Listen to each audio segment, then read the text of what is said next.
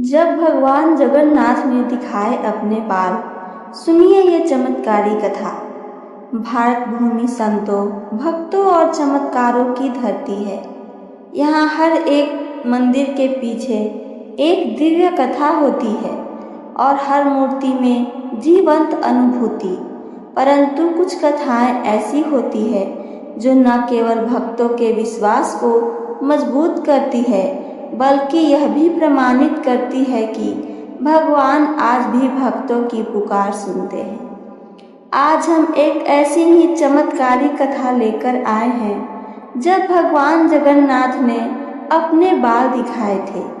यह कोई कल्पना नहीं बल्कि वास्तविक घटना है जो आज भी पूरी धाम में श्रद्धा और भक्ति से सुनाई जाती है।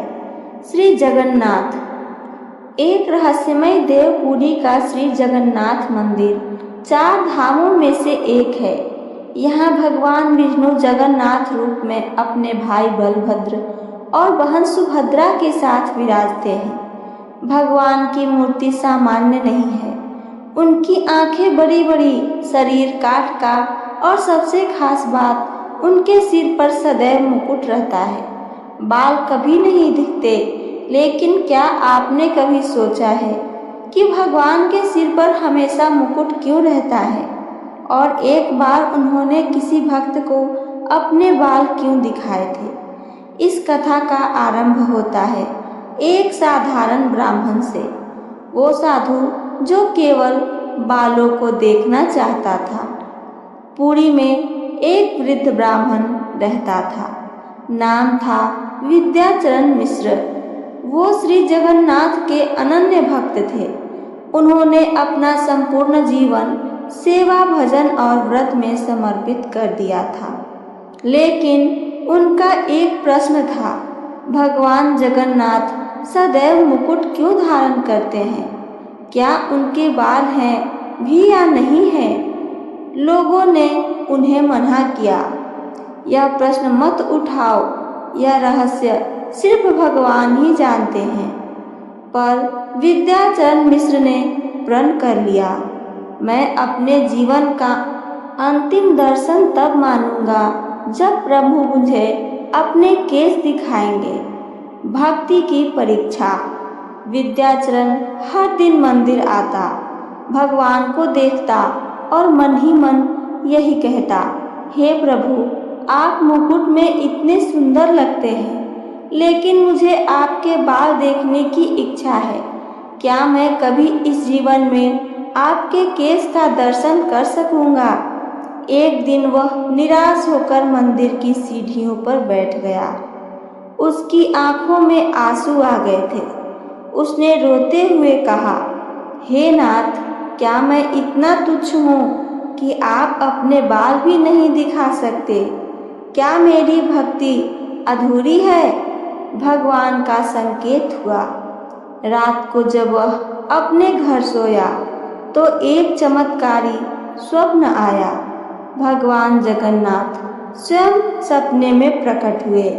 उनकी आंखों से प्रेम छलक रहा था। वे बोले, वत्स, तेरा प्रेम मुझे आकर्षित करता है। मैं तेरी इच्छा पूरी करूँगा। कल सुबह मंदिर आना, लेकिन मंदिर के भीतर नहीं, पीछे के नीलाचल वन में आना। ब्राह्मण चौंका। सुबह उठते ही उसने नीलाचल वन की ओर प्रस्थान कर दिया। बालों की दिव्य झलक। जैसे ही वो नीलाचल वन पहुंचा, उसे सामने से एक नीलवर्णीय तेजस्वी पुरुष आता हुआ दिखाई दिया।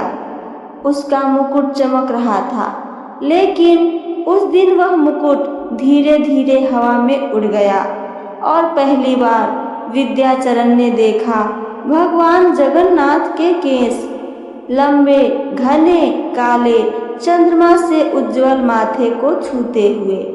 ब्राह्मण स्तब्ध रह गया। उसकी आंखें भर आई। उसने हाथ जोड़ लिए।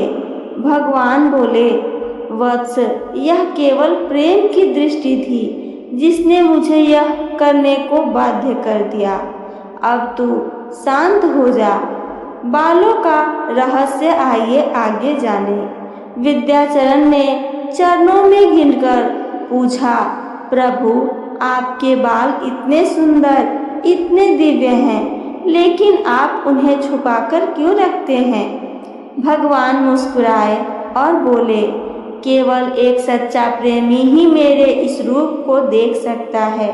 जो मेरी मूर्ति में भी जीवन देखता है, वही मुझे मेरे वास्तविक रूप में पा सकता है। पुरी में हुआ हल्ला। अगले दिन ब्राह्मण ने गांव वालों को सब बताया। लोगों ने इसे चमत्कार माने। मंदिर के पुजारियों ने भी पुष्टि की कि उस रात भगवान के मुकुट में हलचल देखी गई थी। पुरी के राजा तक यह समाचार पहुंच गया। राजा स्वयं विद्याचरण से मिलने आए और उसे सम्मान दिया। मंदिर परंपरा में हुआ परिवर्तन। इस घटना के बाद पूरी मंदिर की एक गोपनीय परंपरा आरंभ हुई। हर रथ यात्रा से पहले जब भगवान को स्नान कराया जाता है, स्नान यात्रा, उस दिन कुछ विशिष्ट सेवक प्रभु के बालों की एक झलक देखते हैं। इस परंपरा को केश दर्शन नाम दिया गया। विद्याचरण की अंतिम यात्रा। कुछ वर्षों बाद वृद्ध विद्याचरण का शरीर कमजोर होने लगा। अपने अंतिम समय में उसने कहा, अब मैं सब देख चुका हूँ, अब मुझे केवल श्री हरि के चरणों में स्थान चाहिए।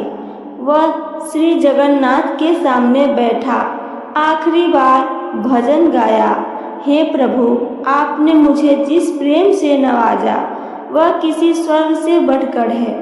और उसी क्षण उसने प्राण त्याग दिए। लोगों ने देखा, उसके मुख पर मुस्कान थी और मंदिर की घंटियां स्वतः बज उठी। और इस प्रकार एक साधारण से वृद्ध ब्राह्मण की सच्ची भक्ति ने वो कर दिखाया जो युगों युगों में किसी ने नहीं देखा था। भगवान जगन्नाथ ने अपने भक्त को केवल दर्शन ही नहीं दिए, बल्कि अपने बालों की झलक भी दी। वो बाल जो आज भी हर किसी को नहीं दिखाई देते।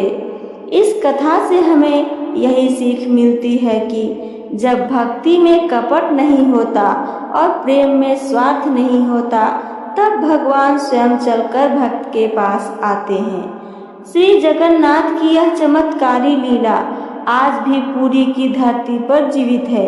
हर रथ यात्रा, हर स्नान यात्रा और हर आरती में शायद कहीं न कहीं प्रभु फिर किसी विद्याचरण की पुकार सुन रहे हों।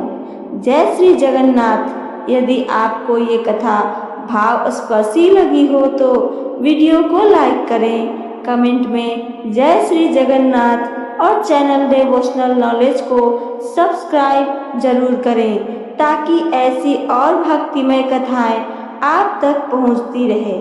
सुनने के लिए धन्यवाद।